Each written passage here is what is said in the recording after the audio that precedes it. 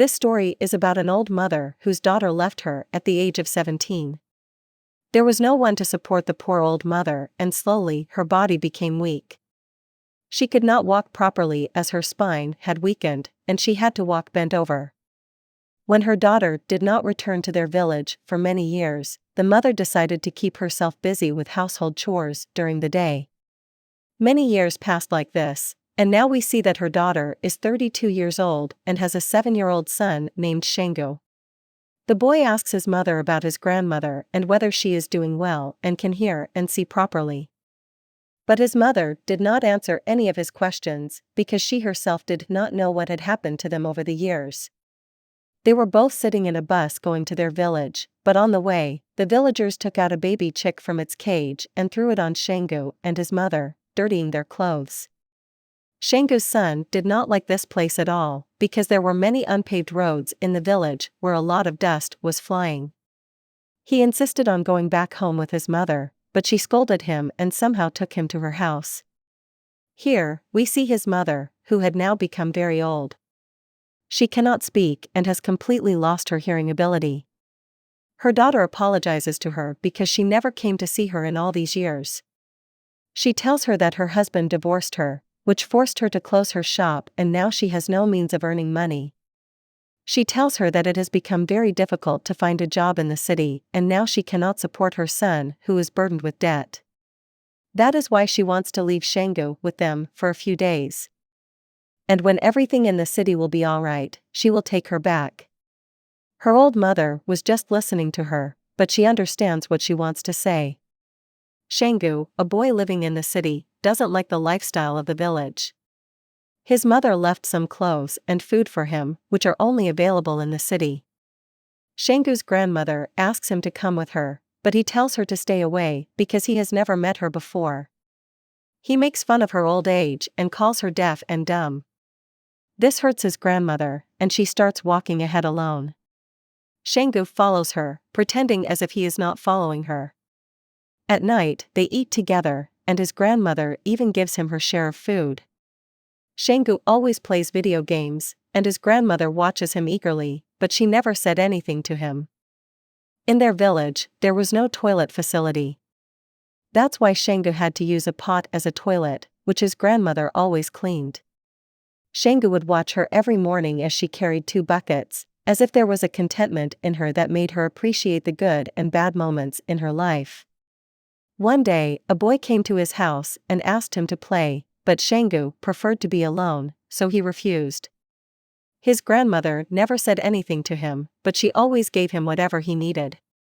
However, after a few days of being alone, Shangu got bored and went for a walk under his house towards the village, but no one was there to play with, so he returned tired and defeated. His grandmother used to sew in her free time and would ask him to thread the needle, but he was irritated because he was playing video games. Whenever the thread ran out, she asked him to thread the needle again. Shangu got so annoyed that his video game would stop working due to a drained battery. He asks his grandmother for some money so that he can buy a new battery, but his grandmother had spent her life in poverty and did not have enough money. Shangu tells him that he will return the money by asking his mother, but his grandmother gestures again with her hand. Shangu gets angry with them and says that he is of no use, and he runs away from there, pushing them. When he doesn't get money, he starts considering his grandmother as his enemy and hides her slippers, which results in her having to climb up high with bare feet every day.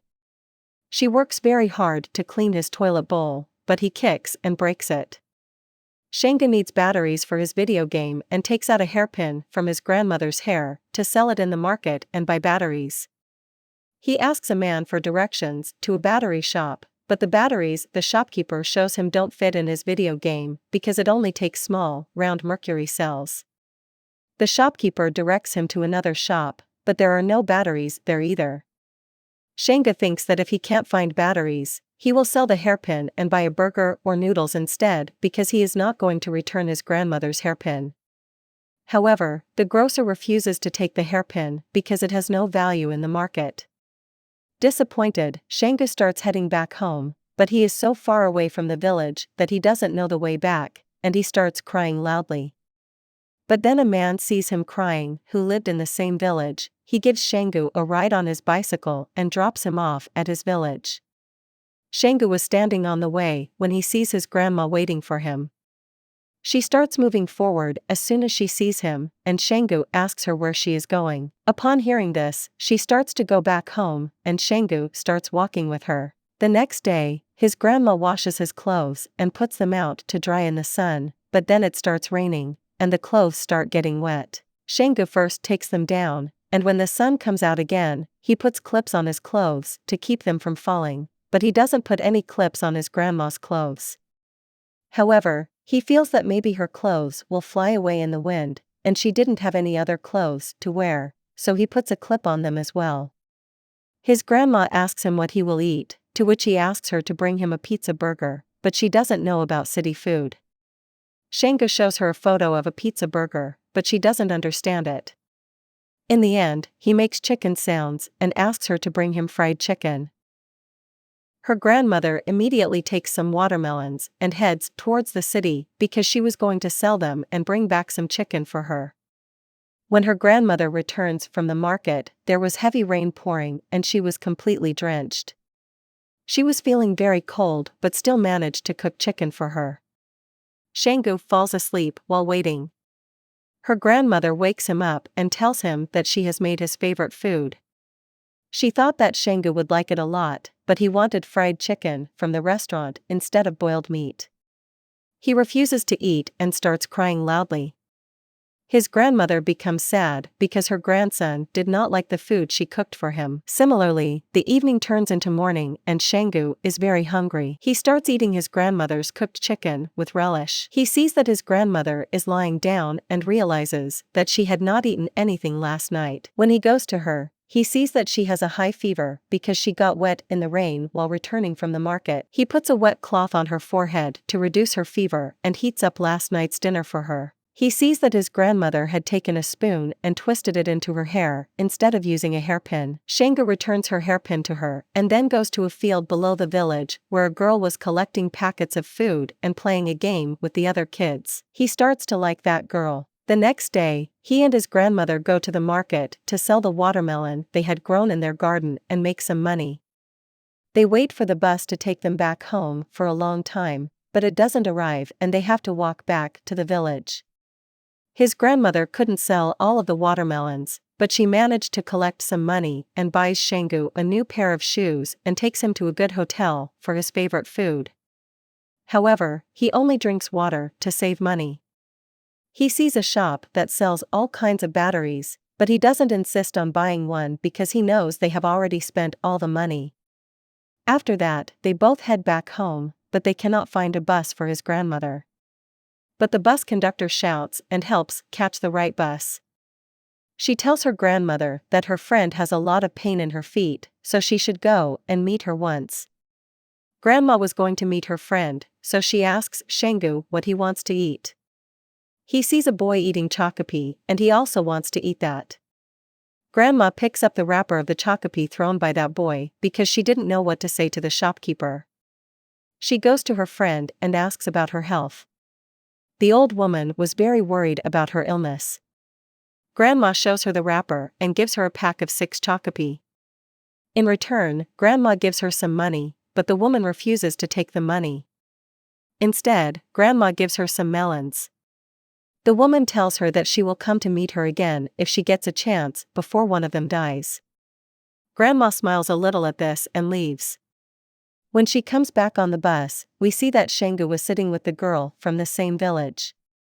He tells his grandma that he will go alone and not go with them. Her grandmother was standing outside the bus and she told Shengu to take the remaining watermelons with him because they were too heavy, but Shengu refused to take them with him. After a while, the bus started moving and her grandmother was left behind. Shengu was sitting with the girl, but she didn't talk to him, instead she was talking to her friend. Shengu reached his home and was waiting for his grandmother, but even after waiting for a long time, she didn't arrive. He went to the bus stand where many buses came and went, but his grandmother was not in any of them. However, after some time, we saw her coming on foot because it was the last bus to her village and she missed it because of Shangu. She was carrying the burden for several kilometers alone, which Shangu had refused to carry with him. She realizes that she had made a mistake. He immediately picks up their bag and the next day he goes to play with that girl again, but she wasn't there. He sees his friend, Shangu, with a wooden stick on his back and tells him to run loudly because a cow is coming behind him to kill him. Hearing this, the boy runs fast but eventually falls down when he looks back and sees that there was no one there. He gets very angry and Shangu runs away from there. Going ahead, he meets the same girl who tells him that she was looking for him only. Hearing this, he becomes very happy and after that, he just keeps smiling all day. He sees that his hair has grown long, and he doesn't like long hair. He tells his grandma from his car to cut his hair a little shorter. His grandma starts cutting his hair, but slowly Shangu starts feeling sleepy and falls asleep. After a while, his grandma wakes him up and he sees that she had cut the front hair very short, which looks quite bad. He starts crying loudly because now he won't be able to meet that girl with such a face. He tries to hide his head with a cloth, but his grandma had kept her belongings in that cloth. Both of them go to a sick man. This was the same man who had escorted Shangu home when he got lost. That man now says that he should die because he is only causing trouble for the people around him. Grandma encourages him to have courage and gives him some food and prays for his good health. Shangu collects all his toys and goes to the market. His grandma gives him his video game in his bag, but he refuses to take it because it doesn't have batteries. However, grandma still puts it in his bag. He sells all his toys and buys a big white teddy bear. On his way back home, when he sees a slope, he thinks of slipping down from his bicycle, but the game becomes too heavy for him. He falls down, hurts his feet, and starts bleeding. While on the road, a cow starts running behind him, but the boy saves him, the same boy who troubled him last time. When Shangu opens the video game that his grandma gave him, he finds some money inside so he can buy batteries for the game. Seeing that, Shangu feels like crying and starts going home. And when he sees his grandma who was waiting for him, he can't hold back his tears and goes to her and cries. Now Shangu started liking his grandma too. Grandma shows him a letter that his mother sent for him, which says that she will come to get him in a few days. Shangu teaches his grandma to write because she couldn't speak. She tries her best to write but can't. Shangu starts crying, thinking about how he will know if she ever gets sick. He says that if she even sends him an empty paper, he will understand and come to her immediately. That night, Shangu couldn't sleep. He writes a message on a postcard so that when he falls ill, his grandma can inform him by just sending that card. The next morning, his mother comes to pick him up. She tells his grandma to take care of herself and assures her that they will bring warm clothes the next time they come. She asks Shangu if he wants to say something to his grandma, but he doesn't say anything. As she is about to leave, he quickly turns back, reaches out his hand, and signals to her. She says that children are sincere in their hearts, and he also started loving his grandma. But maybe it was his destiny to be alone. He couldn't speak, but his love was evident in his actions. He never let Shangu be troubled.